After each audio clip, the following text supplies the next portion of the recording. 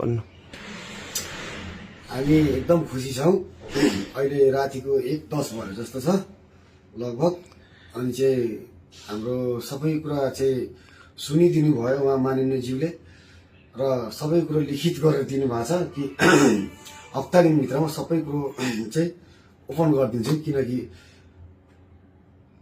नयाँ नियम लागू गर्नलाई टाइम दिनुपर्छ, किन सङ्घीय बस्नु पर्यो अनि तपाईँको अर्को के भन्छ यो संसद बस्नु पर्यो, त्यसपछि क्याबिनेट बस्यो, त्यसपछि अनि बल्ल निर्णय दिनुहुन्छ। तुरुन्तै समय लाग्दैन। खुसी लाग्यो नि आजको, एकदम म सन्तुष्ट। तपाईँको चित्त बुझाइ के छ? ठिक छ नि? न्याय पाउनु भएको छ? सानो नानीले चाहिँ मान्छेले त्यहाँ हामीलाई पनि तपाईँहरूलाई पनि हामीले अन्याय गर्यौँ भनेर के भनेछ? नाम अमर भयो। मलाई भेटायो, मलाई म म चाहिँ चाहेको एकदम यही थियो। सन्तुष्टि छु।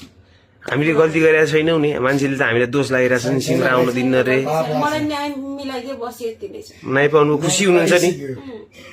ल राम्ररी बस्नु होला है, जनताले बुझ्छन् एक दिन होइन, हजुरहरूले न्याय पाउनुपर्छ। सधैँ हामी तपाईँहरूको साथमा छौँ है, धन्यवाद।